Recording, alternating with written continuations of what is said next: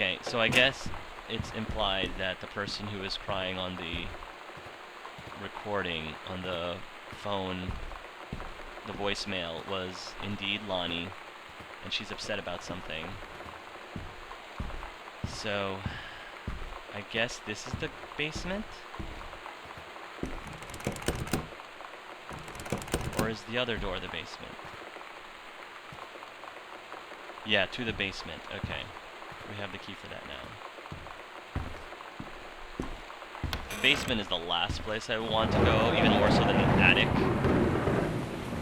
Oscar, I'm just letting you know, Uncle Oscar, I'm going to the basement. I hope that you don't mind. Just please have mercy on me, because the basement is not where I want to go in any house. Dark basements creep me out even to this day. I am a grown man, and I still get creeped out at dark basements. I do not... As a kid, I hated going down to the basement. Absolutely hated it.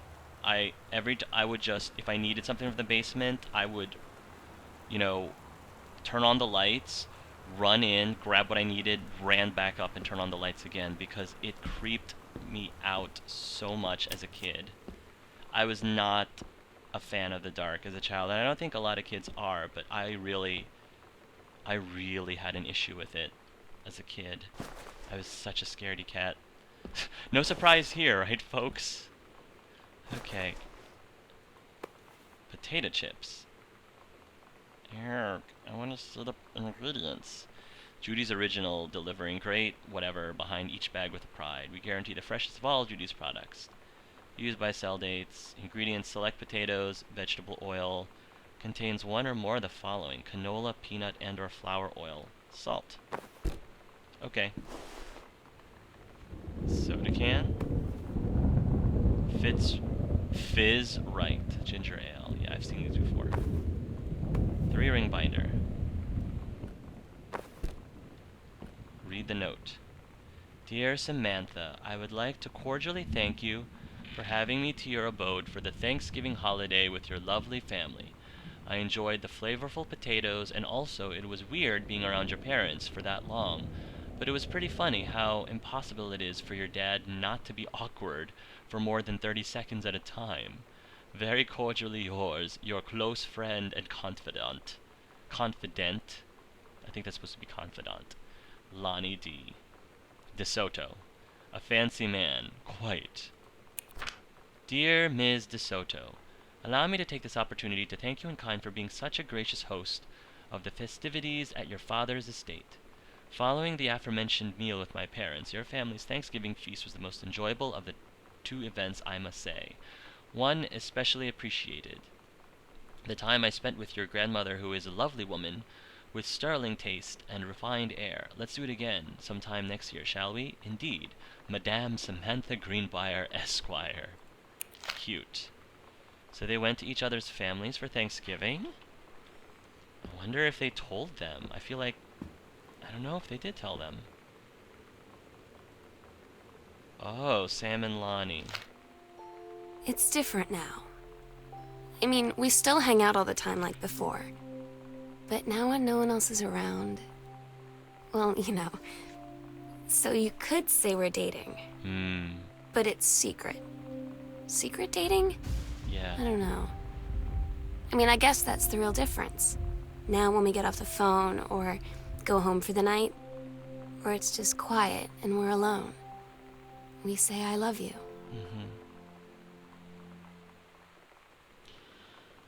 Yeah, I had to do that too. I had to date in secret as well, because it was tough. It was really hard. And my family is very, half of my family, at least the half that lives here in the United States, are very conservative. The irony is the part of my family that has been more accepting of me lives in the Philippines. And you probably have seen a whole bunch of them if you watched my uh, Asian invasion vacation video of my adventures in Japan and in the Philippines. Um, and it was hard because I wanted to share my relationship so badly with my parents, and I couldn't. And I just couldn't. And eventually I did come out to my parents at age 18, and it didn't go over very well at all. Um, they didn't kick me out of the house or anything, but that was definitely the most challenging conversation that I had with my parents, and it lasted for an hour or two. And it's been very hard for 14 years. Because there was a time when my mom finally, as for example, came around 9 years after I came out and basically said that she was finally willing to talk about the issue again, because for the time of that 9 years, we pretty much, whenever, I was around my parents, it was just a topic that was never brought up. You know, it was never brought up, and I made it a point not to bring it up, and they made it a point not to bring it up because it just was a very awkward. We knew it would be very awkward, and we knew we would probably get into a very heated argument if it was brought up. So the topic was never breached. Uncle, I'm trying to pour my heart out here, okay? I'm sorry. It's very serious stuff. I'm going back to times that were very difficult for me. So chill. Um so I am happy to say though that as of this recording 1 month ago, because my mom had said after telling me 9 years later that after 9 years later that she was willing to talk about it, I asked her if she would be interested in learning about people I was dating, and she told me at the time that honestly she was not ready for that yet. Like, she's just still getting used to the idea of me being gay, and she wasn't quite ready to really think about me being gay with someone else. And I understood that, and that disappointed me a lot because I really wanted her to meet so badly people that were important to me in my life as well. And she told me she wasn't comfortable with it, so I had to honor that. I am happy to say, though, that as of a month of this recording, like a month before this recording, I finally had lunch with both my parents and my boyfriend together. With them knowing that he's my boyfriend, I had lunch with them together, and it went so amazingly well. Like, they were engaging with each other, they were joking around, laughing at each other's jokes, talking about, bringing up all these great stories, and it was so beautiful to me. And partway into to lunch, we were at a restaurant, and we had someone take our picture. And seeing the four of us in that picture, it might sound really simple, but was the most that was the most important picture that I have ever taken my entire life, because that picture represented a 14-year journey for me. I just seeing the four of us there smiling, happy together, just simply having lunch together was something that I never thought I would ever see. And just having that picture there to remind me of it, I didn't break down at the time, but as I was leaving, because my boyfriend and I drove separately. As we were leaving my parents' house after lunch, I just, I just teared up because that picture is by far the most important picture I've ever taken, and it really was a 14-year journey for me from the moment that I first came out with my parents to now them, I feel like, really starting to accept me and accepting who I am. So I feel for Sam right now. I really do. In fact, I feel for Sam so much that I'm not nearly as creeped out of this house at the moment, because God forbid, Oscar, that you scare me right now, but I'm telling you, like, right now, I just feel very, very sympathetic towards Sam, and probably how confusing and how difficult things must be for her right now. First place in science to Caitlin Greenbrier. Oh, this is my stuff. Oh man, one of my old sex ed assignments? Reproductive systems, Caitlin. Oh, this is the one that, the worksheet that Sam had to fill out years later. Caitlin Greenbrier, September 10th, 1991. Below are 2 stories. The events are all out of order. Get a sheet of lined paper. Write reproductive system worksheet number 6 at the top. Then choose one of the stories, A or B, and rewrite it. Begin with the title and your name. Find a topic sensitive in your paragraph. Put it. Yeah. We've already read this. So what did Caitlin say? Check plus. An ovum starts to develop. While the ovum is developing, the lining of the uterus is getting thick and soft. The ovary releases the ovum. It travels to the fallopian tube. If the egg does not meet a sperm, it dissolves. About 2 weeks later, since the lining of the uterus is not needed for pregnancy, it comes out through the vagina.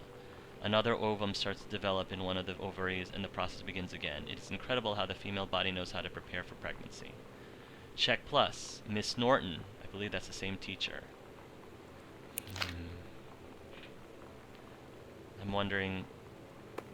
Caitlin. K is for kind, A is for amazing, I is for intelligent, T is for talented, L is for lighthearted, I is for important, N is for nice. Oh gosh.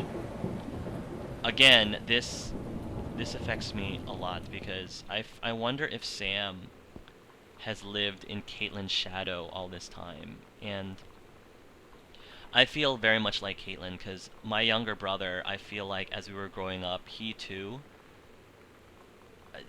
he too kind of lived in my shadow, and it wasn't on purpose. I wasn't trying to put him in my shadow. It was just, as a student, I was very active in school. I studied very, actually, I didn't study very hard. I didn't. It's sad. I was that kid. I was that kid in class that didn't have to study, and I got straight A's. I'm sorry, that was just me. I was that kid, and then I go to college and realize I need to study, otherwise I'm not going to do very well in my classes at all. And I would open my book and I'd be like, okay, so how do I do this? Because I never learned how to study really in high school. So I went to college, I felt like I was at a great disadvantage because I didn't know how to do it. I didn't know how it worked. But anyway, I got straight A's all through elementary and middle school and high school, and was president of, all these honor societies, and ran for SGA, and was class vice president, and was involved in a lot of extracurricular activities, and that was just, me. I'm a very ambitious kind of person. That's just who I am. And my brother is a very intelligent person too, and when he's passionate about something, he definitely gets very ambitious about what he's passionate about. But growing up, I know that a couple of my teachers in elementary school and middle school would say to him, and I didn't find this out until later. They would say to him, "Why can't you be more like your brother?" And I know that that hurt him a lot, even though it wasn't my fault that they told him these things. But I got upset finding out that he was comparing him to me because we're two completely different people. And our relationship with my brother right now is great, and he has become his own person, and I'm glad he's become his own person. But I just can't help but feel guilty that he could have had a better time growing up if he didn't have to live in my shadow. And so I kind of feel the whole Caitlin Sam relationship thing. I feel that very strongly because that's how it was with my brother too. Alright, there's nothing here. I feel like I'm gonna end up finding another key down here. There's the furnace.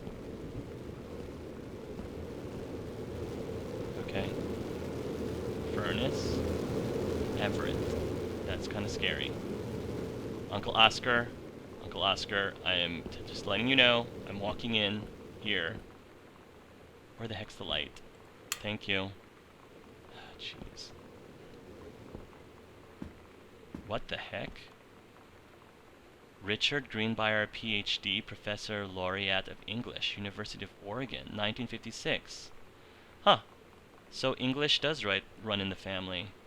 Why is Richard Greenbrier's head removed? That's kind of creepy. Oh, this is one of Granddad's books. Is Richard... Oh, Richard Greenbrier is our grandfather. Why is our grandfather's head cut out of that? I don't know. Joyce, A Complete Understanding. Richard Greenbrier, Ph.D., University of Oregon Press. 1961. Okay. Sorry, Grandpa. Sorry, Grandpa. Books. Freed College, Office of Admissions and Financial Aid. Oh. January 24th, 1995. Samantha Greenbrier, 1 Arbor Hill, Boone County, Oregon 97141. Dear Samantha, congratulations! I am pleased to inform you of your admission to the creative writing track of the Reed College Summer Program for Young Scholars for its 1995 session. Oh, this is amazing! This is the brochure that we saw upstairs. So Samantha did apply to this college and she got in. Oh, that's amazing. We believe you have much to contribute to the Reed College community. Based on your portfolio and academic record, I'm also pleased to offer you financial aid to cover 75% of the summer program's tuitions and fees. Oh, 75%. The attached documentation delineates your schedule, optional secondary track choices, and your dormitory assignment. Oh, I feel like... Is Lonnie going to this school too? And if so, are they going to become roommates? I wonder. Please remember to submit the attached form if you wish to be eligible for one of the three Reed full-time undergraduate scholarships to be awarded to exemplary students at the end of each summer program. We very much look forward to your attendance. Again, congratulations on your admission, and best wishes from all of us at Reed College. Sincerely, Julie Morris, Director of Admissions. Good on you, Sam. I'm so stupid sometimes. I was telling Lonnie that I got into my college summer program thing, and I was all making plans like, you should come visit me, stay in my dorm room. But she said, Sam, I ship out on June 6th. Oh. I was like, ship out? To where? Oh. She said, to basic training. Mm-hmm. What did you think I was doing all that ROTC stuff for? Right. I guess she's been planning to join the Army right after high school since she was like 12. And I guess she's really going to do it. Yeah. So I was like, after graduation, I'm just never going to see you again? She said, let's just have fun while we can. Oh, that's tough. That's really tough. Sorry to hear that. I mean, I have a lot of respect for Lonnie for joining, for joining the service, for serving our country, but that's still pretty sad, One of Dad's books with something stuck on it. Dear Terrence, thank you for sending along a copy of your newly published book and author's first published manuscript. It's a momentous occasion. I read it this afternoon. I certainly recognize my son in the subject matter. An author's work is the externalization of that which he holds dear and that which he fears. And in this respect, I believe your work was successful.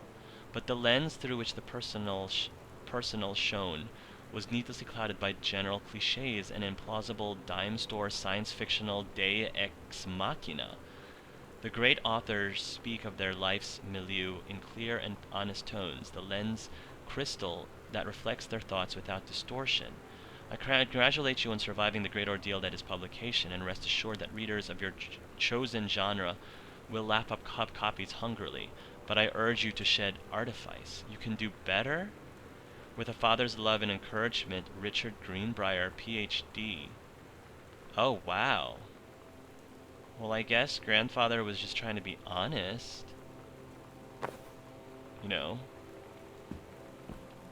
I guess he was just trying to be honest.